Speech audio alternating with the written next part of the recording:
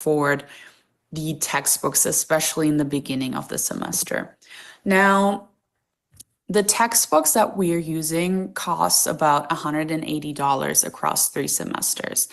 This project would fund, enough books to support all the students in our Gen Ed that are enrolled.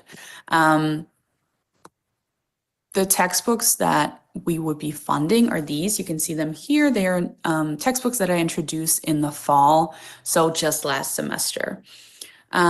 I chose them together with a committee, and we chose them because they include the absolute best practices in second language pedagogy. That's my research area. I have a PhD in second language acquisition. So together with my colleagues, we found that these books would be the best books to support our students in their language learning. We also took student feedback into account. They told us how expensive books are, how much there's some of these online platforms, a lot of textbooks in the US use that have tech issues, that are expensive, that have a subscription that runs out. This book has none of that. What you see is what you get. It's the 2 books, and that is it. The previous book that I replaced, you can see on the right here, has one of those online subscriptions that goes away. And the total cost over 3 semesters was actually $430. So I cut the cost by approximately 60% with introducing the new book. Now, I requested $6,000 from you because that is the top ideal funding situation. I calculated this would support 11 sets of books, which would be about 1 set per class section per semester. So we offer, 10 to 12 class sections per semester. You can see the breakdown here. So this would be the perfect support for the entire program. It would be a one-time investment. So it would be 1 set of books that would be bought, and that is it. The minimum viable funding I calculated would be about $1,800. With that, we can get about 10 sets, which would support a lot of our students already. So that would be wonderful. The department has signaled that they would be able to replace, the books that are potentially, broken or things like that. So this would be a one-time investment, like I said. So I will address some of the concerns that you brought up. So this is, a really good question. Why only German? There are so many languages at Carolina. As I mentioned in the beginning, I'm the program director of German, so that is what I deal with, and those are the students I see day to day. However, I am sure that this is not a German-only problem, right? So I think the suggestion you had, which is, piloting it in German, seeing how it goes, and then potentially expanding it to the other languages would be the smartest thing to do. I 100% agree. I am very happy to reach out to my language program director colleagues in the other languages, in Roman studies, in, the DAMES department, to see how the situation is there, how they're perceiving it, and if this is something that they would be interested in as well. Someone asked about the library. The library will have maybe 1, maybe 2 copies of the book, which is not enough based on my experience. The issue too is, as you know, you can borrow it sometimes from the library, but you have to return it, and we need it the entire semester, and we need it in the classroom. So even if they have a standing copy, that is just not going to be super helpful for the students because they need it day to day to day. The financial aid issue that I mentioned is recurring. I know there was a big hiccup last fall, which certainly contributed to the issue, but I have gotten this before that issue, before that time, and I've gotten it after. So I have about at least 6, 7, 8 students tell me, and if there's that many who are brave enough to share these struggles with me, I'm assuming there's so many more waiting in the shadows who just aren't comfortable sharing their struggles. So what about used copies? Absolutely. We will buy used copies first. get the most bang for our buck. That's a great idea. Digital alternatives, the book actually comes with a free digital version, so students can use it on their iPads. However, we cannot just give that for free. That's a legal issue. So we would have to use the hard copies. How much mileage do we get out of these books? We got over 20 years out of the old one. I'm assuming at least 15 to 20 years. So a lot of students will benefit from this. So just in general, overall, I think making it a piloting program in German is a fantastic idea.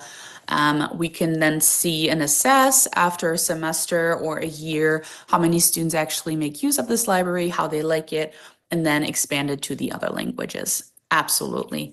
I thank you so much for your time. In German, we say Dankeschön. And I truly appreciate your consideration. Thank you so much. Dankeschön. You guessed it. I like this video. Yeah. What I'm hearing is all the following grants meetings will be recorded videos. Our next presenters are at 2:05, so we are about 5 minutes away. This is the UNC Stop the Bleed replacement kit. With our change to this new date, they said, hey, we really believe in it. We want to be there, but all of our group is going to be in Chicago at a conference where our student group is going to be learning as a professional development opportunity and sharing what they've done.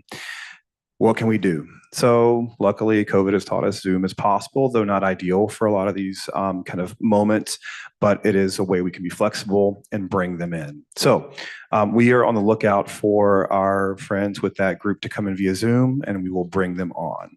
We are still currently live streaming, so please be mindful in this small break moment. We'll get them up and moving soon. Don't say anything crazy.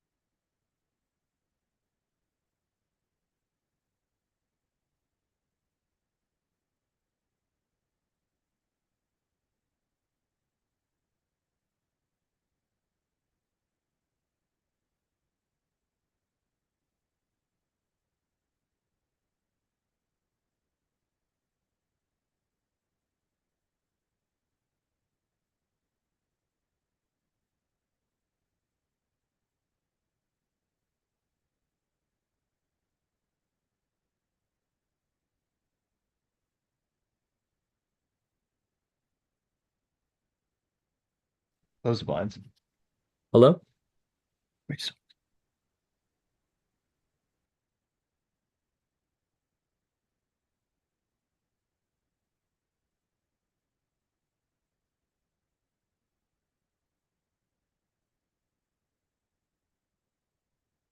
Well, we did have them.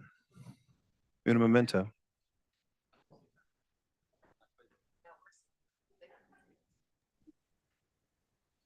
Okay. Hey, friends, welcome to our Parents Council meeting. Thank you for your flexibility. If you have slides, I believe you should be able to share your slides with the share function. If that's the case, please do that now.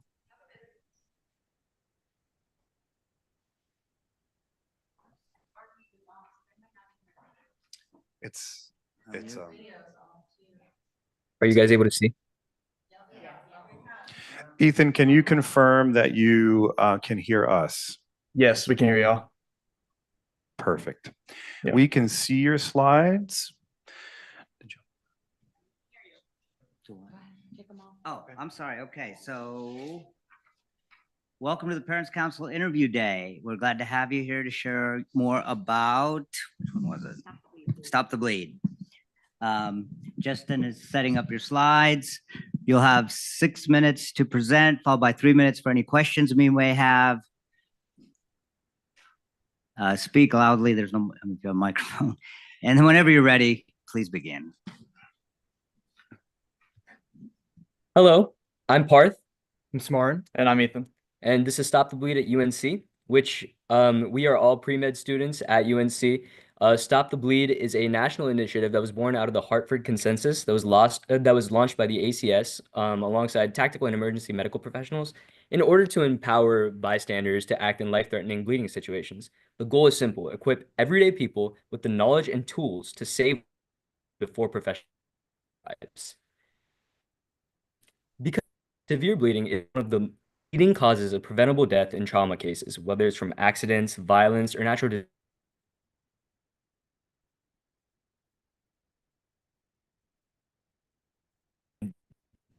Drastically improve survival. If I could stop you for just one moment, I apologize. I don't know who's speaking. It might be Ethan.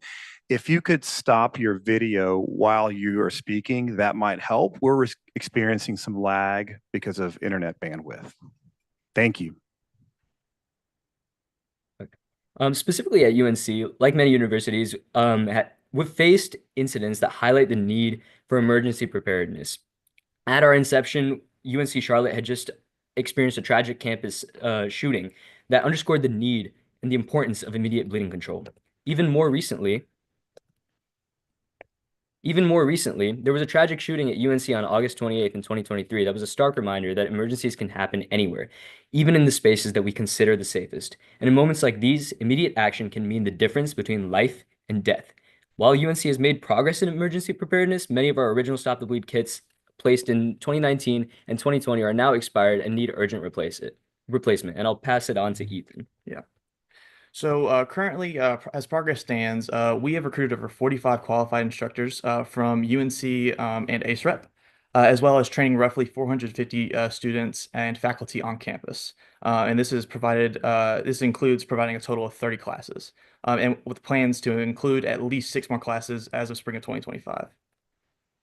So the framework for our on-campus initiative generally follows this 3-tenet layout, in which we try to train as many laypersons as possible how to control life-threatening bleeding, provide resources to control the bleeding, so tourniquets, bandages, etc., as well, and that's all to increase UNC safety. So pre-COVID, so this was back in 2019, bleeding control kits were purchased with some funding from the Parents Council, and 124 control kits were purchased, and 30 of those were confirmed to have been placed pre-COVID. There were some disruptions in placing some of those kits, and we learned this after inheriting the organization. The following locations typically had kits placed, so it's residence halls, Carolina Union student stores, as well as athletic facilities. So replacing kits now is really crucial because those kits only have a lifespan of about 3 to 5 years, and all of them are currently expired. Our base concerns are with the sterility, stability, and security of the gauze and bandages that are within those kits. So kits that were placed in 2019 do need to be replaced at this time. All right, so our plan and our request today is going to be for a total of $4,600 approximately to purchase 70 bleeding control kits. So the idea is to replace the 30 kits that were originally placed in the key locations, as well as add 40 more kits to campus. So as you can see on the right here is a map depicting some of the kits that have been placed. Some locations have more kits than others, and so sometimes it might be inaccessible for somebody to obtain a kit. And in a location such as the Keenan Stadium, where you can see there is a sparse number of kits being placed. So the idea is to add 40 more kits to additional residence halls, athletics departments, and key campus locations. In terms of how Stop the Bleed has progressed over the past few years since 2019. So COVID restricted Stop the Bleed activities severely. And so our goal is to increase volume of trainings by extending to student organizations, coordinating with university staff such as librarians. And then we also want to try to re-strengthen relationships with liaisons from various campus organizations, so student leaders, staff, etc. And then finally, we look towards sustainability, which is furthering our instructor recruitment. And also, we're looking into a partnership with Orange County EMS to see if we can coordinate both kit placement and AED replacement, which is also coming up as well. So this is a basic timeline of our events. So we plan to carry out our kit replacement and placement procedure in 5 weeks. Each week, we're going to be attempting to place a certain number of kits in particular geographic locations. So for example, the first week is going to be around the student stores area. The second week is going to be around the Haynes Art Center, Murray Hall area. So we've planned it out so that we're able to hit locations that are close to each other and different locations each week. And then that last week, week 5, is going to be placing the new kits in the additional locations. Some of which we've listed here include Davis, Undergraduate Health Sciences Library, Phillips Hall, Stone Center, etc. So 5-week timeline for the kit placement and replacement. Finally, I'd like to talk a little bit about the people that have helped us with coordinating this effort and have helped us plan the kit placement activities. Some of the people here that I would like to highlight are Darrow Jeter, Director of Emergency Management and Planning, Chief David Perry, UNC Police, Kim Woodward, Director of Orange County EMS. They've all been super helpful. Yeah, and that was the end of our presentation. Thank you so much for listening to us. Do you guys have any questions? I'm sorry, Angela, please. How many kits have been used out of the first group that you've had? Yeah, it's a good question. So, it seems to me that about 25 to 30 kits were actually placed out of the 124 that were purchased. So the previous team experienced some challenges in getting all 124 kits out to campus locations. It was a combination of uh, issues with coordinating the kit placement as well as the timing. We're not too sure exactly when the previous round of funding was obtained, but COVID might have also interfered with the kit placement later on, maybe 1 to 2 years out from the procurement of the kits. We've also used the rest of the kits for training purposes as well, the ones that weren't placed. So have they been used on an actual person to prevent bleeding? As far as we know, the kits haven't been used to prevent any life-threatening emergency, and we really are very thankful for that. But we do believe that it's essential to be prepared in the case of an emergency. The goal with the Stop the Bleed kits is that in the event of an emergency, UNC is as prepared as possible. We really hope that those kits are never used, but in the case that they need to be used, we really want them to be there. Thank you. Do you know if only certain pieces of the kits can be replaced? Like can you buy just the gauze and the bleeding material itself? Like if the tourniquet never was used, the tourniquet technically doesn't expire. But the gauze and the other material, the Curaplex stuff, I understand that. But do you know if you can just buy those pieces by itself if only we're replacing 30? Right. We honestly aren't sure if we can purchase those exact parts from Stop the Bleed, but we do know that the kit itself comes as a sealed package, where and the kit itself is said to expire. Although the tourniquets, you're absolutely right, and that the tourniquets themselves don't expire. The kit comes as one package from what we know. And it is once that seal is broken, that kit is considered to be used and should not be used again, is typically the approach. Very similar to how an AED works. 2 quick questions. One, can you provide us a location of where they're going to be after the fact if we choose to fund this? And 2, can you also let us know why there isn't another university branch or department who is helping fund this too? Like, why are students funding this when this is a medical necessity?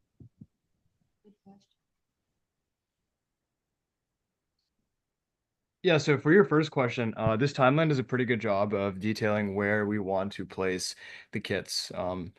So if you would like to take a look at this timeline, this is all of the spots we have in mind. In Yeah. terms of athletics facilities, I know it's a pretty broad term. We're still trying to work on getting those out to trainers, sports teams, facilities, and such. So we don't have as much information about that part of it, but so far these are the locations we have in mind. Okay, we're at time. Thank you so much. Thank you. Thank you.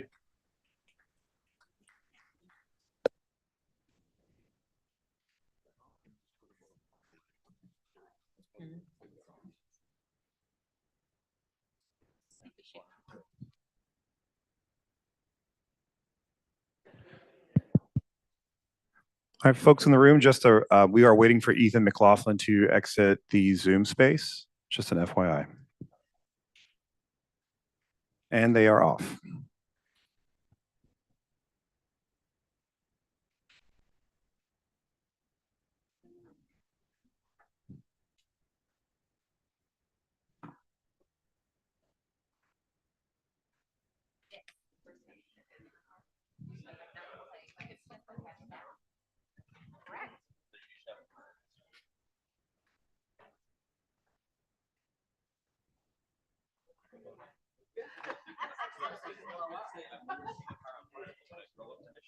There was a truck that was outside the road. The entire front end of the truck was melted. Yeah, it's a needed thing, but it doesn't look like it. Welcome. Welcome to the Parents Council Interview Day. We're glad to have you here today to share more about PULSO Scholars. If you provide any slides, they'll be available to you. You'll have about 6 minutes to present, followed by 3 minutes for any questions we may have. You can see how much time you have left by looking at our timekeepers. Okay. We ask you to speak into the microphone, and whenever you're ready, please begin. Okay. Hello, everyone. My name is Nathan Vara. I am a second-year majoring in Human Development and Family Science, and I am the student ambassador for PULSO Scholars at the Carolina Latinx Center. And that is what I'm here to present here today.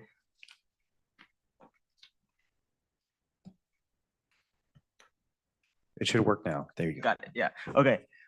So first off, what is PULSO? The PULSO Scholars Program, or PULSO for short, is a program aimed at providing resources and opportunities to students, primarily first-generation students interested in pre-health careers, which could include pre-dental, pre-med, pre-nursing, anything that is in healthcare related that we include. So far, we have held information sessions such as the Gillings information session back in the fall, where we had a Gemma Herrera, who is part of the Gillings School of Global Public Health. And we also had a nursing school information session for those that were applying to the School of Nursing with Dr. Barroso. And here's one of the pictures that we had where we had Gemma and her associate come and talk to these students who were interested and wanted to learn more about the application process and what the school is really about.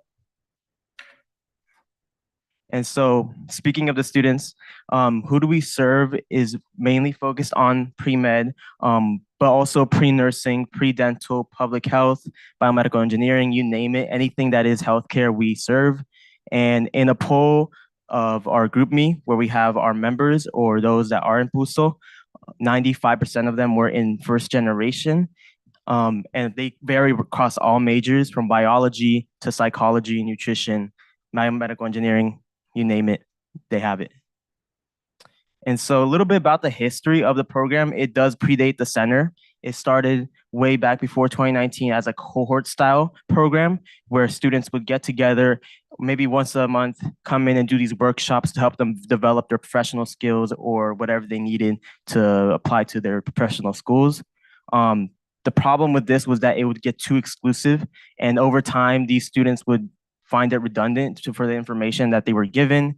And so with that, the program was about to be done away, except in 2024, the program was revamped and I was brought in, or I was hired to come in and help revamp the program. And so this has been our first exploratory year for PUSO, which has been centered not just on pre-med, but all pre-health students. We do this through three main components: events, such as the information sessions, resources. In the group meet, I send out resources over volunteering, internships, shadowing, you name it. Anything that they might not know about, I send in, and then connecting them with faculty and alumni. And so our proposal is to collaborate with student organizations to bring guest speakers on campus, support the mentorship program that is starting up, which will pair 20 medical students, each with an undergrad student, and then have an end of the year networking event with student, faculty, alumni across all fields. And so our current goals is to finish the year out strong with events and opportunities, and then start rolling out the mentorship program, which just started out about 2 days ago. We started rolling that out. And then for the future, for the next 2 years that I'm the student ambassador, expand the program to all pre-health pathways and networking, and then collaborating with other student organizations, and then having an end of year event. And so our timeline looks a little something like this. Right now, we are in the stage of above where we have some events like the medical student panel, psychiatry shadowing. We started the mentorship program. And at the end of the year, we will have evaluation and feedback with our staff. And then starting the new academic year from 2025 to 2026, we will continue traditional events, fully implement mentorship, and then start to organize guest speaker events and our end of year networking event. And so our budget is looking a little something like this. We have $500 allocated for the venue, which we will have our guest speaker, or our end of year networking event, $300 for transportation, and $200 for catering. And I want to thank you all for listening, and any questions? Question here. It's an excellent program. Thank you for this.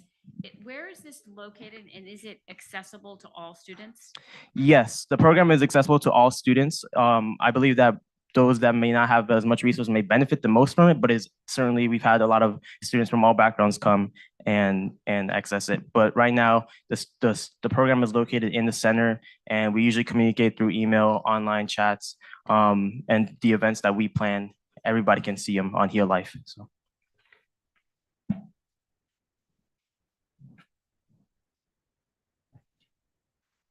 I'm just curious how hearing with the medical students works. That sounds really neat for an undergrad who, might have a perceived notion of what it's like to be a medical student. So how do you select the students? How does that partnership work with the School of Medicine? Yeah, we collaborated with the Latino Medical Student Association. They're the ones who provide the medical students. And so we sent out a form out actually 2 days ago where we asked mentees, possible mentees, about information of what they're interested in, information about their hobbies, trying to match them up with potential medical student mentors. And from there, we're looking at about 20. Right now, we have about 70 students, maybe more, that aren't in the group chat, but that have been, the form is access to everybody. It's accessible to everybody, but yeah.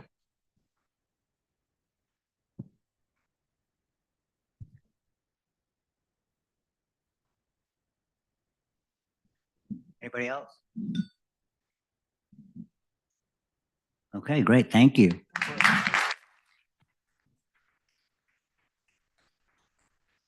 Good job.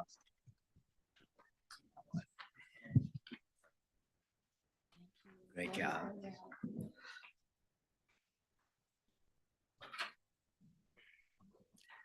All right, I guess we'll open it back up to discussion, and we tabled in-body compensation analyzer. So if we want to just maybe start back up with that one for a few minutes. We are at a 3 o'clock hard stop. So 2:22. So, When do we need to really be debating our final amounts? At what time? 2:30, I think on the agenda it's at 2:30, so we have 8 minutes. Is that good? Yeah. To finish the discussion? For the clarification, so these next few minutes. I Thank just you. have a proposal. I recommend giving them the $7,000 with the stipulation that it's just open to all